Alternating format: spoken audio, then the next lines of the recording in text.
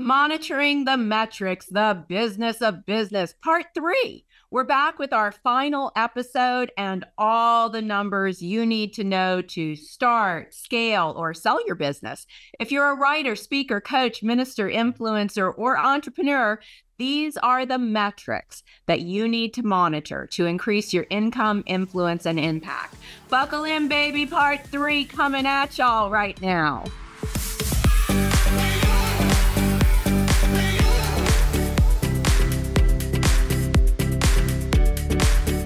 Hey everyone, welcome back to the Kingdom Builders Academy podcast. Today we are talking about the numbers that you need to know. And with me today, my co-host, he is a master of the metrics. He is the crown prince of crushing the numbers. And he is going to kick things off for us today with what we need to know to supersize our businesses and our impact. Yeah, absolutely. Thank you, Coach Tam. Love this episode so much that we didn't do it twice. We're doing it thrice. So it's going to be good. I'll just jump into one of the favorite metrics that maybe we're saving one of the best for last.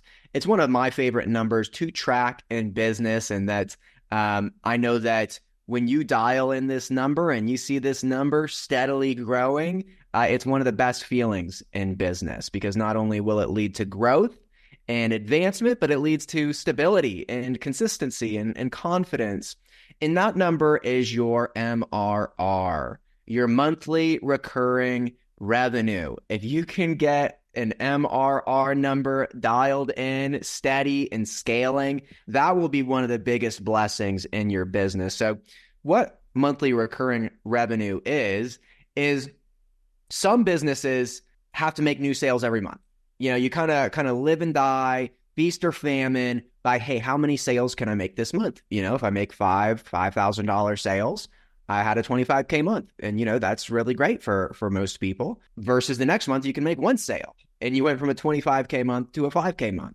And that creates kind of a roller coaster. It creates a lot of stress and instability and uncertainty. So one of the things that I really like to encourage our students to do is to build in monthly recurring revenue into your business model. And it's great to have a blend, you know, of students, that clients and customers that come in and, you know, pay in full $5,000, $10,000. That's great. But we're also like totally happy to rack up customers that pay $500 a month every month indefinitely, $800 a month every month indefinitely, $250 a month every month indefinitely.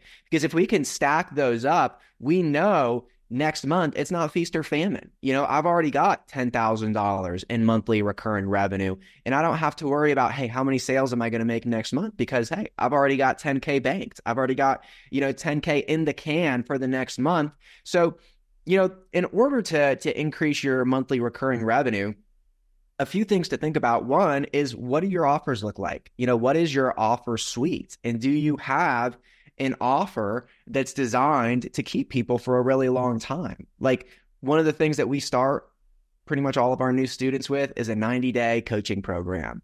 Anybody can create a 90-day coaching program from your expertise, your life experience, the things that interest you that you could encourage people in, typically in something around health, wealth, or relationships. Anybody can create a 90-day coaching program for $1,000 plus. Just got to do the right things the right way in the right order to do that. But that's the starting point. Ultimately, we want a program that goes a lot longer than 90 days, that can be a 1 year, 2 year, 3 year journey. And when we create that kind of program and that kind of experience for our people, it allows us to have a great monthly recurring revenue model where, like, look, it's a 3 month, 6 month, 1 year commitment. But hey, most of our students like to stay for 2, 3, 4, 5, even 5, 10 years, right? We've had students inside of Kingdom Builders Academy for 10 plus years. And what's great when you build that model, when you build that kind of offer, is that you can just put them on a monthly subscription, $500 a month, $1,000 a month. And as you get 5, 10, 20 clients in your community and in your program, and they're sticking with you year after year, you see that monthly recurring revenue grow. And it just gives you so much stability in your business. Like, business is already something that, it's not your 9-to-5 job where you just show up and you get a paycheck every 2 weeks. It's something where you've got to really be intentional and be diligent and work the land and see the fruit of your labor. And I think that's totally the better model. I love entrepreneurship and having your own business, but it can be challenging. And this is one number that, like, if you did nothing else except get some monthly recurring revenue dialed in and see that like steady and steadily growing, even just, 10% month over month. Oh my gosh, if you start with like $2,000, $3,000 in monthly recurring revenue and just grow that 10% a month, you're going to be in like such a great place. You will have more than doubled in the next year, and you'll continue to more than double. If you can just have like steady adding customers and not losing customers, and you're going to see that monthly recurring revenue grow. And it'll be one of the biggest blessings in your business, just for the stability, the consistency of income, and it'll create a real fruitful harvest financially as that continues to come in. Yeah, absolutely.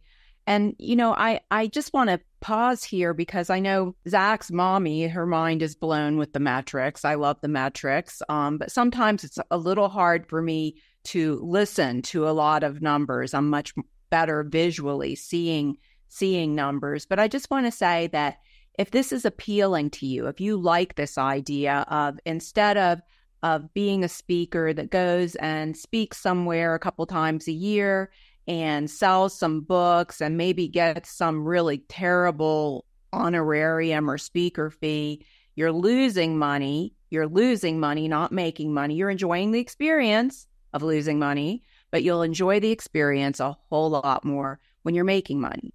And if this idea appeals to you of having regular income that you can count on, it's predictable, monthly recurring revenue, there's a way to do it easily, and there's a way to do it cost effectively.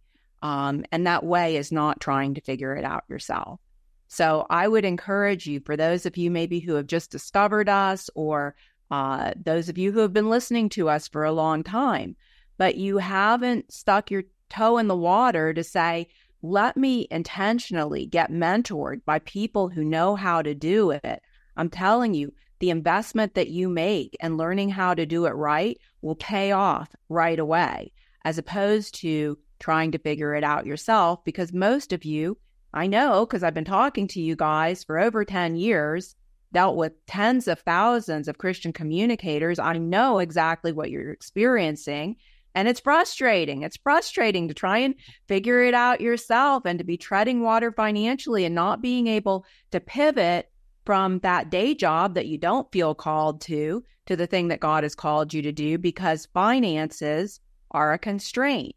So I would just encourage you now, if you've been listening for a while, maybe you've just tuned in, come plug into what we're doing at Kingdom Builders Academy. Now, I didn't mean to sort of make this endorsement, but that's really what I feel the Spirit is saying is stop trying to figure it out yourself when figuring it out yourself has not been working for you for years. And I know it's kind of counterintuitive to say, okay, I'm going to let go of some money in order to get some training so that I can make more money. But this is a biblical concept. Right? Jesus told the story of the parable of the talents. And the guys who doubled their master's money, they had to let go of it. They had to invest it. Jesus said, unless you plant a seed, you let go of that seed and you plant it in the ground, you're not going to have a harvest. Nothing's going to come up. So I know that a lot of people, myself included, we started off trying to invest, $39 in a course, $99. We never really anteed up. And so I encourage you to really ante up. Zachy, I'm going to pass it off to you. I have some things to share, but I know you have a lot of metrics to cover. So you go ahead and hit your next metrics, my friend. Yeah. Actually, Coach Tam, let's do a quick sidebar. You did a sidebar. Let me do a sidebar too. Okay, do it. Because, you're speaking to a lot of the people, I think, who are what we would call messengers, that you're speaking, you're writing, you're teaching, but you're probably not making a lot of income. When we talk to most messengers, they don't really make any money. They're sharing a great message. They're spreading the good news about Jesus, the good news about, business, good ideas about a number of things, but you're not making money. And it's because I really think we're called to wear two hats. And this is something I shared with our coaches the other day. We're supposed to wear a messenger hat and be a speaker and a teacher and to spread the word. But we're also called to wear a discipler hat. We're really called to be messengers and disciplers. And the discipleship is really where the growth comes in people's lives and breakthrough. And it's also where the growth comes in business. So many Christians are out there, talking on social media, talking on stages, talking through their books, and that's beautiful, but you're not making any money. Can I tell you that if you would also have a discipleship program or a mentorship program or a coaching program, that you're actually going to help a lot more people in a lot deeper way, right? It's not going to go in one ear and out the other. And that was an interesting book, but it didn't change my life. Or that was an entertaining speech, but it didn't change my life. They're fun to listen to on social media, but it's not changing my life. That's because you're just being a messenger. You're also called to be a discipler and take people deep and take people to a higher level and to go the distance with people. And I tell you, that's where the breakthrough happens for your people. And it's also where the breakthrough happens for you financially. And that's where a business is actually developed. And that's where you start building the monthly recurring revenue and having the income to take your message to a higher level. So just, because I know you're talking to, some messengers who aren't making money. I'll tell you, that's, you brought up part of the equation. You got to plug into something powerful. You got to invest. You got to, release in order to see increase. But this is one of the things that you're going to do, to see that unfold. So I'll jump into another metric, and let's see, I want to try to check all these boxes because I know I had 14, and let's see if we can cover them. The other, to pair with monthly recurring revenue, is those monthly recurring expenses. So this isn't one that's like, I don't even know if MRE is a real acronym, monthly recurring expenses. But that's another thing that you want to monitor. Because let's say, you build that monthly recurring revenue up to 10K a month, you're making six figures in revenue. The very first thing I talked about on part one was profitability. You do not want to see that profit margin getting squeezed. So you also really want to track your monthly recurring expenses. What do you pay for your training and your coaches and your mentors and your education? You should always be growing. You should always be a part of a mastermind or an academy or a coaching program. Like, what do you pay for that? What do you pay for your support team? Whether it's just a virtual assistant, executive assistant, personal assistant, you're going to want a support team as you grow. What do you pay for marketing? What do you pay for your technology? Right? And we've got to have a number that we know this is our monthly recurring expenses. We've got to make $1,000 a month, $2,000 a month just to cover our monthly recurring expenses. So I want you to just kind of pair those two numbers, monthly recurring revenue, monthly recurring expenses. And I would love to see like 5X, right? I would love to see, like your monthly recurring revenue is 10K a month. Let's see, 2,000 a month of monthly recurring expenses. If your monthly recurring revenue is 5,000 a month, let's see 1K a month in monthly recurring expenses, and let those things grow. I think ultimately in the 0 to 6 figures range that most people start at, I mean, everybody starts at, but a lot of people who come to us are in that 0 to 6 figure range. You really want to have like 80% profit margins. Once you're going from 6 figures to multiple 6 figures, it's okay if our profit margin gets 50%. We want to protect the 50%, ideally even 60% profit margin. And then as we're going from like $500,000 to $1 million plus, it's okay to see that profit margin start to get to more of a traditional business profit margin. I think Fortune 500 companies, S&P 500 companies have around a 20-25% profit margin. That you do not ever want to go below that. Really, we want to be in the 30 to 40% range as we scale from multiple 6 figures to multiple 7 figures. So just a little callback to part one with profit, because that correlates to this monthly recurring revenue and monthly recurring expenses number. Like those are two things that I really want to have dialed in and want to just give you some kind of baseline bars that you're trying to cover. Yeah. Okay, I'm going off script again because I do have notes of things to share with you about metrics, but I really feel that you guys need to hear this, is that selling is not a bad thing, okay? Sales, it's not a 4-letter word. Mm-hmm. This is not something that you do to somebody. It's something that you do for somebody. And I think that Christians really have been indoctrinated by a doctrine of demons, that they should be poor, that they should be broke. If they want to be in ministry, then they better get their little cup to shake They're going to be hanging out under a bridge somewhere because we should just give away everything. Freely we receive, freely give. Dear God, somebody read their Bible. Somebody pick up your Bible and read that passage in context so that you understand that in the same passage where Jesus says, freely you've received, freely you should give, he says the workman is worthy of his wages.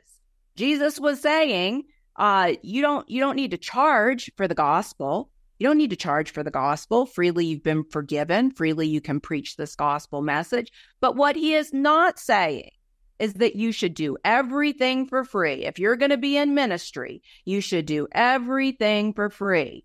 That, my friend, is a doctrine of demons. If you ask me, I'm going to tell you that is something that the enemy has tried to imprison God's people with. It is not scriptural. It is not the full counsel of God. Okay. Now I'll tell you one of my early mentors, my spiritual father, Zig Ziglar, the late great Zig Ziglar. He used to say this. He used to say, timid salespeople have skinny children. Timid salespeople have skinny children. So you're just going to have to put that off of you. Okay. Now, when I started in this coaching arena, I was recently divorced. I was at the end of my rope. I was gasping for air. I was not healthy. I did not even feel mentally healthy. I felt like it was the worst time of my life, and God called me into this arena. God said, I want you to equip emerging Christian leaders. I want you to help them to monetize their message. I want you to make it easier for them. Okay. And I had to either quickly get with it, or I was going to have to go flip burgers somewhere or sell perfume or something. So I just launched out into the deep because God told me to, And too many Christians are sitting on their dreams, incubating that dream. That is not going to help you give birth to your dream. Okay. You've got to be willing to take a risk, step out in faith, put something together, and sell something great to people. Sell something great to people that you're proud of, that you know is going to help them. That is the only way that you're going to be able to increase your income, impact, and influence in this arena as a messenger, as a communicator. You're going to have to sell something great that is really, really going to help people. I remember one of my first clients, and I didn't know how I was going to pay the rent next month. I didn't know, but I just launched out and I said, here's what I'm doing. I am helping Christian messengers. And he said, well, Tamara, I'd like to talk to you. Can I go to lunch and pick your brain? Like that used to be a thing that we would do, right? We would, you could take me to lunch and you could buy me a $20 meal and I get to download all my decades of expertise to you. Obviously, that's impossible, right? So this fellow took me to lunch and he said, I'm interested in working with you. How much is your program? And you know what came out of my mouth? $50,000. $50,000. I'll work with you. And I said, I actually feel led to give you a discount. I said, I'm going to work with you for a year. Normally my rate would be $50,000 to work with you. I'm going to give you a great rate of $37,000. He said, I would have taken it at 50. I said, okay, but I'm going to charge you 37 and I'm going to help you. And I did. I worked with him for a year. He had a great experience. He wrote a best-selling book. He became a very sought-after public speaker all over the world, right? But I'm just telling you, like, you are going to miss all the shots that you don't take. So put that off of you, put that mindset off of you, and put on a new mindset. Put on the mind of Christ, that the workman is worthy of his wages.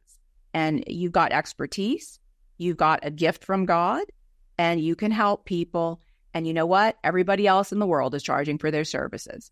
Doctors, therapists, plumbers, everybody is charging for their services. Nobody minds if you charge for your services. So get over it. Once and for all, get over it so you can get free, so that you can do the thing that you're called to do and not be financially unstable the whole time.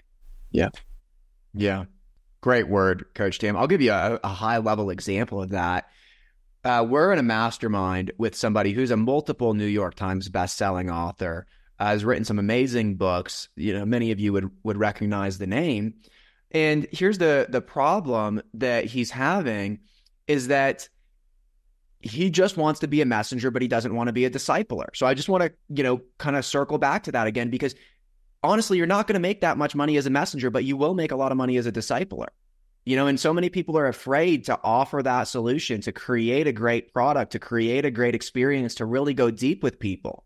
And I think it's a cop out. I think it's a cop out for you because it's, it's work and it's commitment and it's going deep with people, right? And it's a cop out for everybody that you're talking to, because all they have to do is sit in a chair and listen to an inspiring speech, right? They need to go deeper as well. And you're really not doing anybody a favor by just being a messenger, but not being a discipler.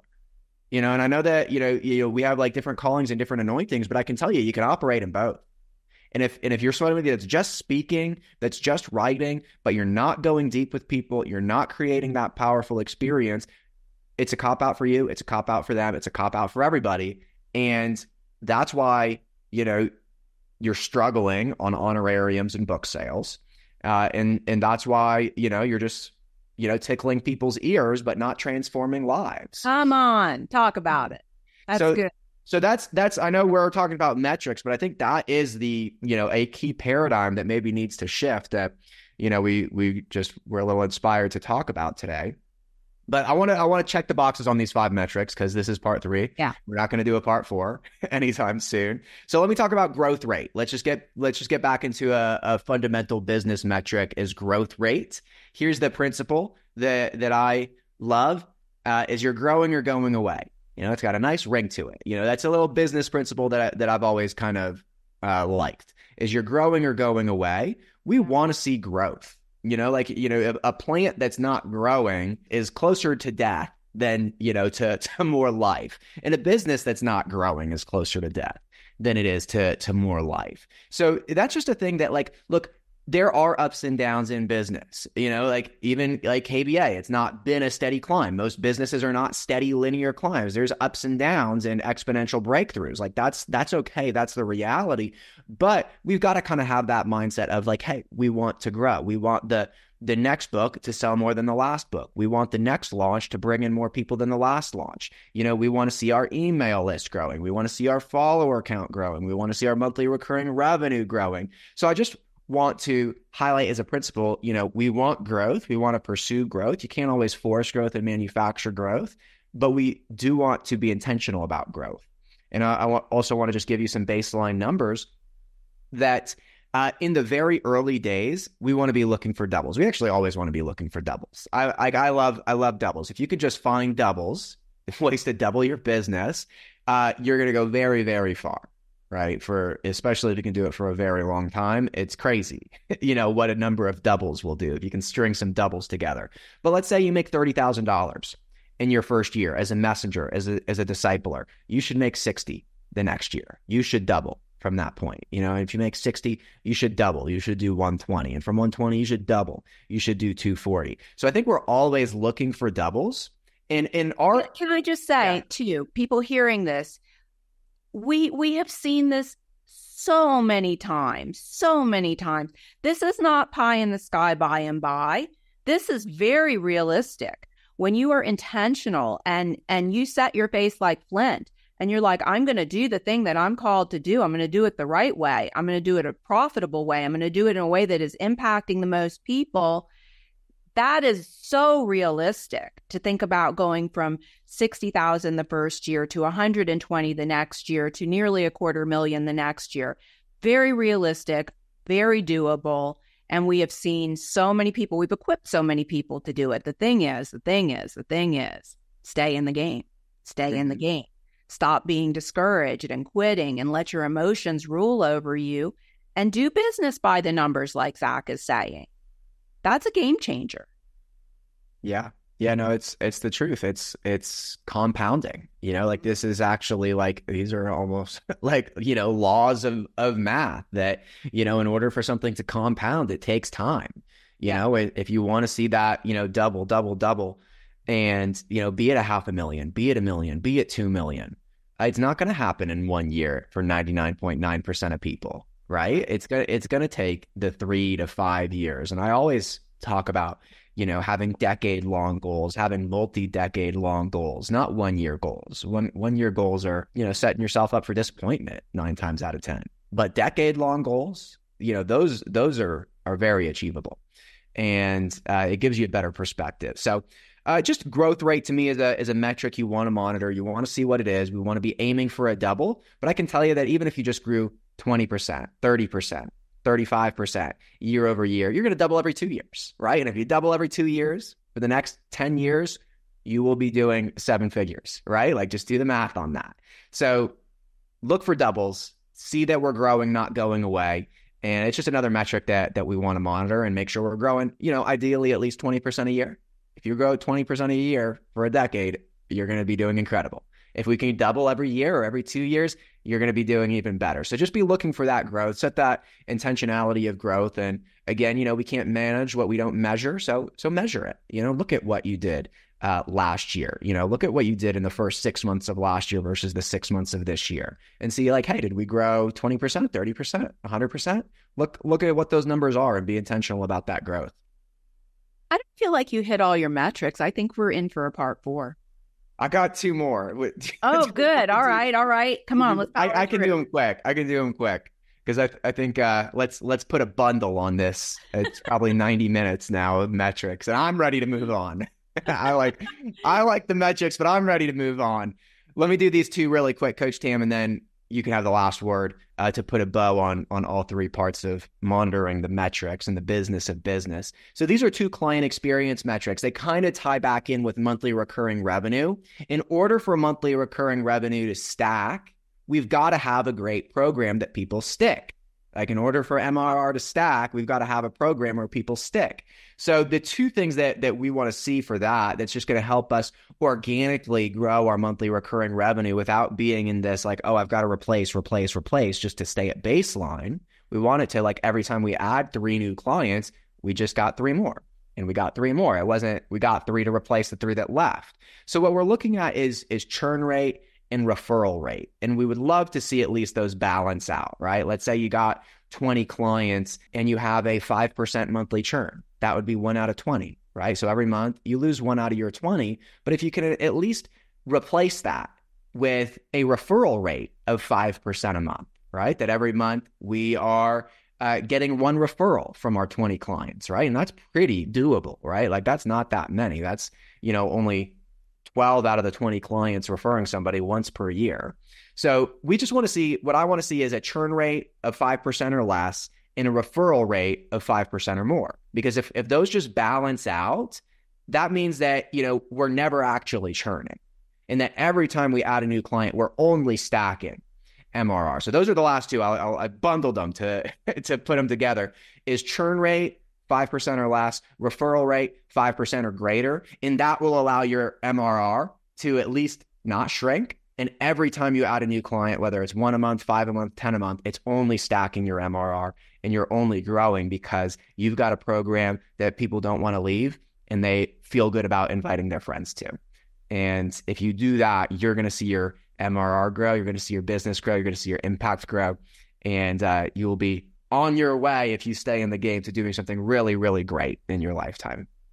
Excellent teaching, Zack. And congratulations to all of you who have stuck through all 3 parts of our Monitoring the Metrics podcasts. And, there's a saying, you've heard it many times, that numbers don't lie. Numbers don't lie. And too often Christian messengers fail because they're putting their faith in their feelings, whatever their feelings say. And instead, we need to put our faith in the facts. And that's why it's so important to monitor these metrics, to be aware of them, to be diligent, to increase them, to getting better sales conversions, to getting on more stages, to getting more people on your list. These are the ways that you grow an impactful business and ministry. So thank you for joining us, and we'll see you again next week on the Kingdom Builders Academy podcast. Bye, everyone.